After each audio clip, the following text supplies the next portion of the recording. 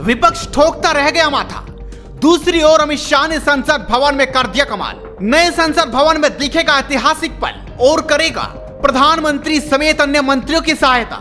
संसद भवन का एक ऐसा अंग जिसने बदल दिया राजनीति का रंग। विपक्ष एक तरफ मोदी सरकार का विरोध करता रहा तो वहीं मोदी और अमित शाह ने मिलकर नए संसद भवन में कुछ ऐसा कर दिया कि मुगल इतिहास को हटाने पर रोने वालों के आंसू गिरने लगे। हम इसे हिंदू राष्ट्र के सम्मान के रूप में भी देख सकते हैं। इसकी जानकारी खुद राजनीति के वर्तमान चाणक्य कहे जाने वाले अमित शाह ने दी है। जैसे कि 28 मई को भारत को एक नया संसद भवन मिलने जा रहा है। इसी संसद भवन में हिंदू राष्ट्र का वह सबूत रखा जा रहा है जिसके कारण कई मुस्लिम नेताओं को तिलमिलाहट है। अब हो भी क्यों ना, मोदी ने जिस चिन्ह को रखकर गौरव महसूस कर रहे हैं उसी चिन्ह ने आगे आकर मुगल अंग्रेज को लोहे के चने चबवाए हैं। तो इसी को लेकर केंद्रीय गृह मंत्री अमित शाह ने बताया कि 28 मई को जब प्रधानमंत्री नरेंद्र मोदी देश को नए संसद भवन की सौगात देंगे उसी वक्त एक और ऐतिहासिक घटना को दोहराया जाएगा।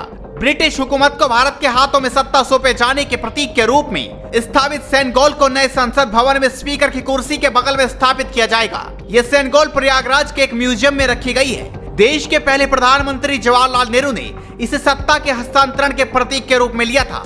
शाह ने बताया कि सत्ता का हस्तांतरण केवल हाथ मिलाना या किसी डॉक्यूमेंट पर हस्ताक्षर करना नहीं होता। आधुनिक भारत में भी अपनी परंपराओं से जुड़े रहना चाहिए। मैं मानता हूं कि भारतीय परंपराओं से जुड़ने का एक विरल और महान क्षण होगा।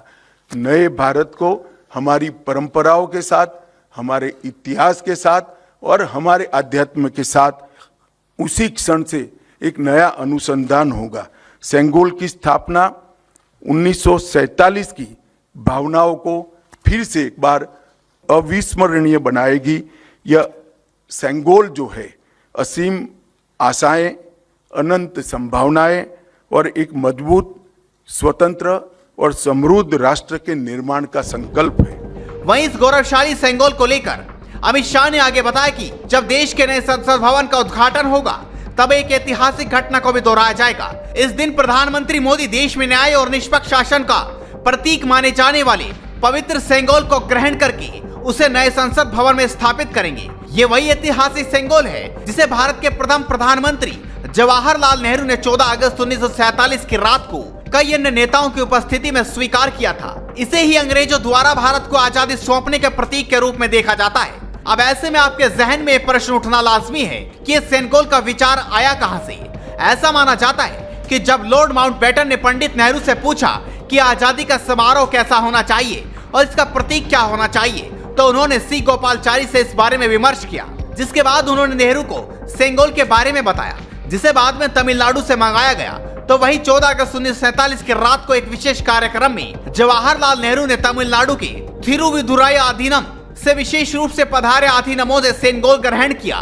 पंडित नेहरू को सेनेगल मिलना ठीक वही क्षण था जब अंग्रेजों द्वारा भारतीयों के हाथों में सत्ता का हस्तांतरण किया गया। तो वहीं इसको लेकर आगे शाह ने कहा कि प्रधानमंत्री नरेंद्र मोदी ने अमृतकाल के राष्ट्रीय प्रतीक के रूप में सेनेगल को अपनाने का निर्णय लिया है। संसद का नया भवन उसी घटना का साक्षी बनेगा जिसमें आधीनम उस समारोह की पुनरावृत्ति करेंगे और प्रधानमंत्री मोदी को सेनेगल प्रदान करेंगे। अब ऐसे में आपके मन में यह भी जिज्ञासा होगी कि आखिरकार ये होता क्या है, तो इसको लेकर भी अमित शाह ने बताया। सेनेगल शब्द तमिल भाषा के सेम्मई शब्द से बना गया है। इसकी व्युत्पत्ति सेम्मई से आती है जिसका अर्थ और भाव नीति परायणता से है। यह एक तमिलनाडु के प्रमुख धार्मिक मठ के महंतों द्वारा ये सेनेगल जो आप अभी देख रहे हैं स्क्रीन पर, ये अभिमंत्रित है। गंगा जल से उसको पवित्र किया गया है। इस पर पवित्र नंदी अपना अटल दृष्टि और स्थिरता के साथ विराजमान है।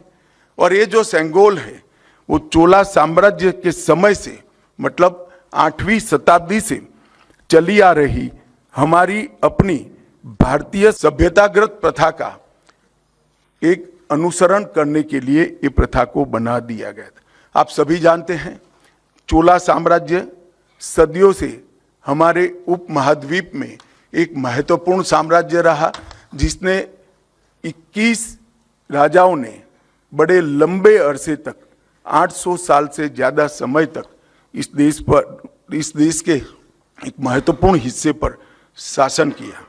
सबसे महत्वपूर्ण बात यह है कि सेंगोल जिसको प्राप्त होता है, इसके पास से न्यायपूर्ण और निष्पक्ष शासन की अपेक्षा रखी जाती है और एक प्रकार से न्यायपूर्ण और निष्पक्ष शासन करने का आदेश उसको मिलता है, जिसे तमिल में आणई कहते हैं। तो आप भी इस वीडियो पर अपनी राय दीजिए, इस वीडियो को शेयर कीजिए और जुड़े रहिए हेडलाइंस न्यूज नेटवर्क के साथ।